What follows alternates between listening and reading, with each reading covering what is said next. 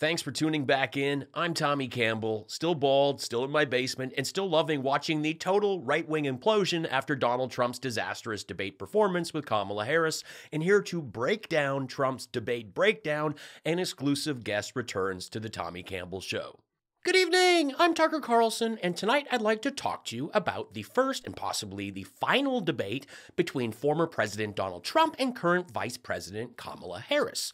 The reason I say this was the final debate isn't just because Kamala used her skills to choke his orange-necked China with her intelligence, but because Trump already is saying he won't debate again, posting on his social media network, whose stock actually crashed today, hitting a new low to match some of his ridiculous debate statements. A post claiming Kamala's desire for another debate means she lost. What is that about?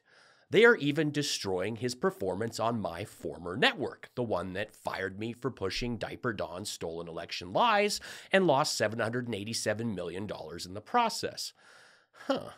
That network, the one many call the Entertainment Channel for married cousins, a moniker that actually confuses disbarred lawyer Rudy Giuliani. If you divorce your cousin, can you still watch it?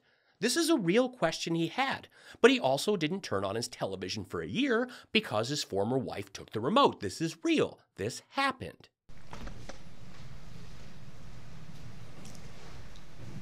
Kamala Harris.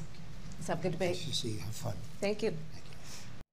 Kamala Harris, like he doesn't know who you are. This is just ridiculous. Even J.D. Vance took to Twitter to mock this greeting, and I thought, good job, J.D., whatever your name is.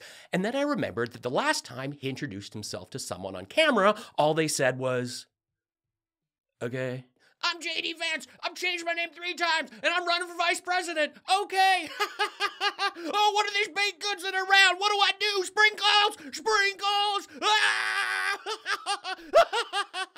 Early in the debate, Donald Trump even regurgitated James David Bowman's claims that Haitian migrants are eating cats. Eating cats during a debate was Trump's jumping the shark moment. That was one of the reasons this debate will likely not get a sequel. It was simply too crazy. Yes or no, you still do not have a plan? I have concepts of a plan. I'm not president right now. He spent the last week saying he didn't need to prepare for the debate, and when your bigly answer is concepts of a plan, it's clear that you were not lying. This man told the truth. He didn't prepare.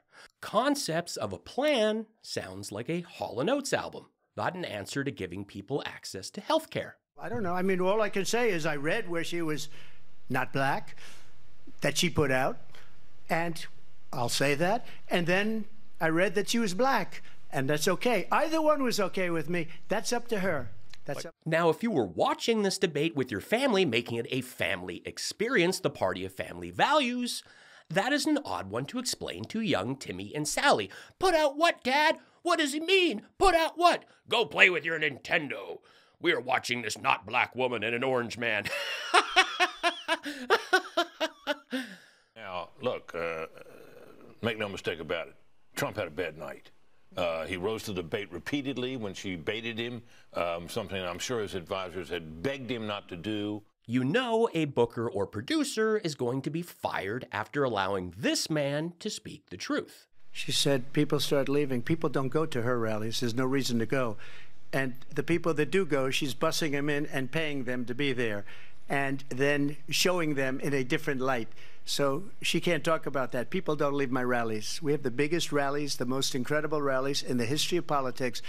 Donald Trump was clearly disturbed by the accusation that people get bored and leave his rallies. And having attended a few of these, it's hard to believe that people would not want to see his totally original, never rehashed and carefully crafted speech to the end, especially after being warmed up with the likes of Scott Baio, Mike Lindell, and Ted Nugent. Now, my experience was always backstage. I avoid being with the people because they disgust me. But if you want to believe this footage is real and not some AI reaction by the deep state globalists, these are people leaving a Trump rally while he's still speaking. Yeah, I mean, it was 3-on-1. It was sort of what we expected. Kamala Harris got up there. She lied. She brought up Project 2025. Truly fascinating stuff. That was Eric Trump's makeup lab explosion survivor wife complaining that it was 3-on-1. Usually you pay extra for that, so I've heard. I've only made one trip to Jason Bobert's No Questions Wood Shack off the 36, and it was quite an experience. Password Beetlejuice. It's just a soundbite. They gave her that to say, look, I went to the Wharton School of Finance, and many of those professors, the top professors, think my plan is a brilliant plan. It's a great plan. It's a plan that's going to bring up our worth, our value as a country. It's going to make people want to be able to go and work and create jobs and create a lot of good, solid money for our country. Although we have never seen his test scores, Donald Trump graduated from Wharton in 1968, nearly 56 years ago. With even some simple basic research, you'll see that they had a handful of young professors under 40. So even someone in their mid-30s would then be in their 90s. The truth is, the only way a professor is endorsing Trump is if they are a zombie, probably because they have all passed on. But I am fair on the show, and it is possible Trump conjured up this scenario during one of his Ronnie Jackson special Tic Tac-induced fever dreams, or he's flat out lying. Both are possible. The biggest, I think, failure for the country tonight was ABC. Yeah, it's an embarrassment. It's an embarrassment to journalism. I mean, it's on issue.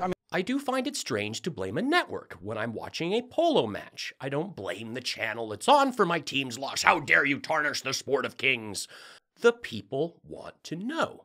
Did ABC gang up on Trump 3-on-1 Bobo Woodshak style?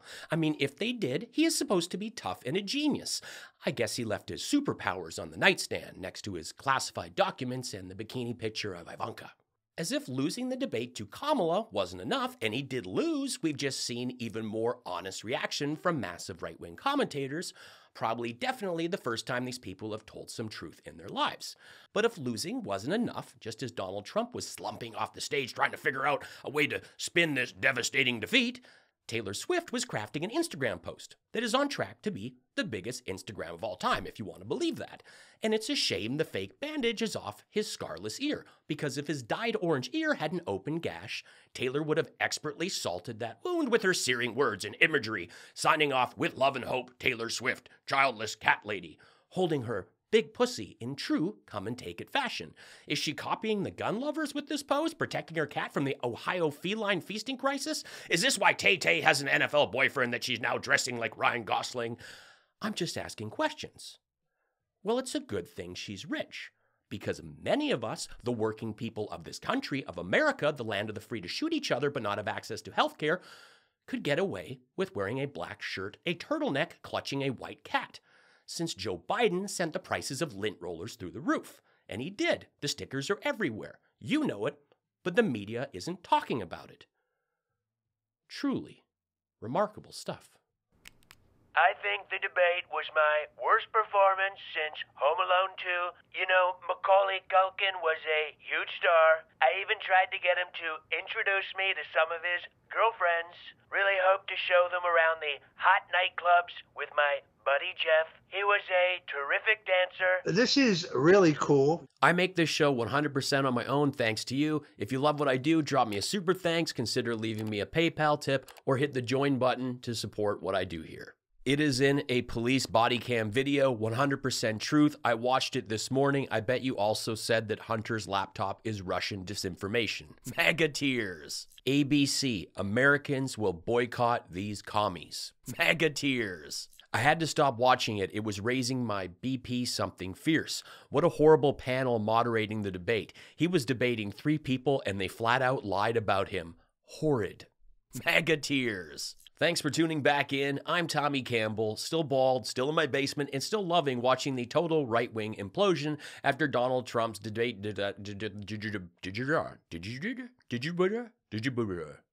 But it's possible Trump conjured up this scenario during one of his Ronnie Jackson special Tic Tacs-induced fever dreams. That was Eric's makeup lab explosion survivor wife complaining that it was a 3-on-1. Usually you pay extra for that, so I've heard. I've only made one trip to Jason Bobert's No Questions Woodshak on the 36. It was quite an experience. This is a tough one to get through, folks. That network, the one many call the entertainment channel for married cousins, a moniker that actually confuses disbarred lawyer Rudy Giuliani. If you divorce your cousin, can you still watch it? Is that allowed? This is a real question he has. The reason I say this was the final debate isn't just because Kamala used her skills to choke his orange neck-gina with intelligence, but because Trump's already... That thing was out of control. It's clear that he was not lying. He didn't prepare. The man has nothing. Concepts of a Plan sounds like a Fleetwood Mac album, not an answer to giving people access to healthcare. Did ABC gang up on Trump 3-on-1 Bobo Woodshak style? I mean, if they did, he's supposed to be tough and a genius. I guess he left his superpowers on the nightstand, next to the classified documents and bikini pictures of Ivanka. You know he has a framed photo right there. Oh, look at it every night before bed. So hot. Thanks for watching. Please stick around and check out another one of my videos. Say hello in the comments. Find my stand-up on Spotify, streamed by millions, and add me on Facebook and Instagram. It all helps. Be cool, be kind, take care.